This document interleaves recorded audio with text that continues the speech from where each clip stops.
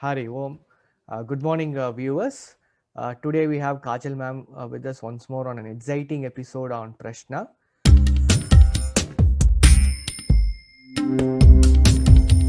Thank you, ma'am, for joining us.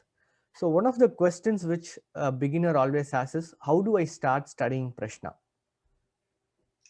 Ram, there is no shortcut that one can directly come and study Prashna. Though there are independent works available in Prashan Marg is there, and other books, reference books are there in modern astrology, many books are there.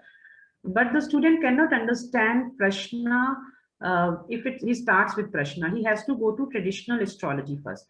First, he or she has to learn the traditional astrology, the basis of astrology, all about the planets, about the dashas. And when he is like affluent in that, he knows about that, then he can start with the Prashna, and the starting can be done with Mook Prashna. Mook Prashna means the person who is coming for the horoscope reading. You can cast his Prashna alongside and not telling him that the Prashna you are casting, only for your reference. Only for your reference, you can cast that chart. And when the chart in that chart, if the moon is placed in such a manner in Lagna Lord, and all the combinations which we will be discussing in the later videos, it shows that he has come to ask for property, that he wants to buy a property, and you think that he will be asking that he wants to buy a property, and is this appropriate time? But he asks that he wants to change the house.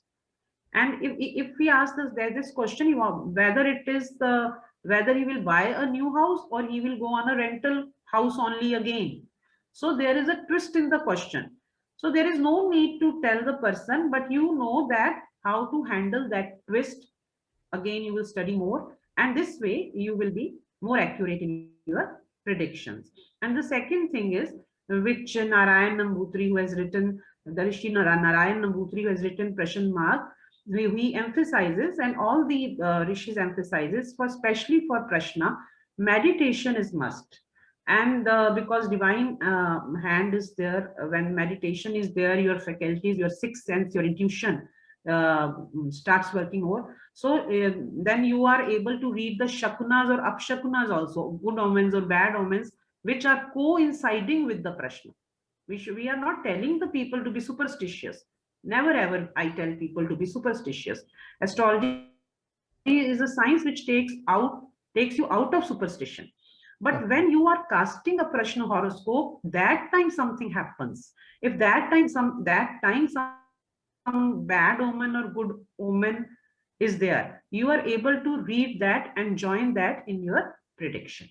I can still remember one such So that was instance, there. ma'am. I was actually going to a temple for praying.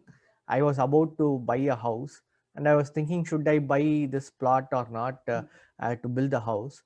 And there, when I was actually praying, one person came and asked the priest, okay, give me a muhurta for doing Graha Pravesh. So then I took it as an omen that, yes, this is a good place to buy. So yes, we have to be very alert on what we are doing. That is actually an excellent point. So now, Yes. as a And practical if you would question, have asked, yeah, go ahead, ma'am. If I would have asked, go ahead, go if ahead. you would have asked that Prashna to the astrologer that time, he would have answered, yes, you go and buy the house. Correct, correct. So that was a good point which you brought out, ma'am. Viewers, we will be looking at Prashna Marga in detail. We will, in fact, do a quick book review of some of the Prashna Marga versions out there so that you can understand the classical test, what it is called out in the classical test as we go along the journey with Kajal ma'am. If you have any questions, please post them in the comments below. If you like the video, click on the like button down. If you have not yet subscribed to our channel, subscribe to our channel.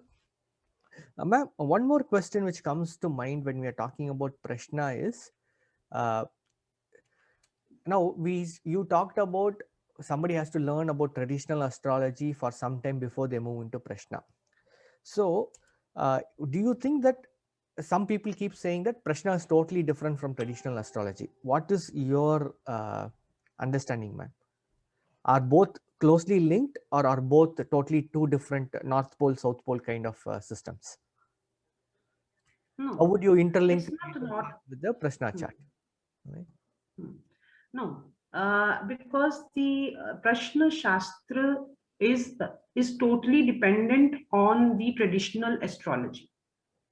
So it is only a branch of astrology. It is not separate from it.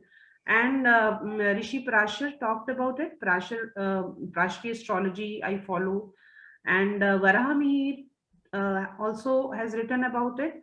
Then we told about Narayana Murthy has written about it, and they all have written about the Prashna along with the traditional astrology, citing the examples of traditional astrology, because the combination, though there little bit difference is there, and in aspects also difference is there, because we are pinpointing a particular event in Prashna. This is the only difference, that we are pinpointing a particular event in the Prashna, and this natal horoscope is a very broad concept. So if we are talking about a dasha, dasha is of 19 years of Saturn or 17 years of Mercury. And if we want to know something, antardashas are also long. Transit of Saturn also is 2.5 years. So how to narrow it down? The Prashna is very valuable in narrowing down the time and giving the accuracy to your answer, but the basis remains the traditional astrology. Okay. Okay. Thank you, ma'am, for your information today. So viewers, keep coming back to the channel for more and more information from Kajal ma'am. Thank you.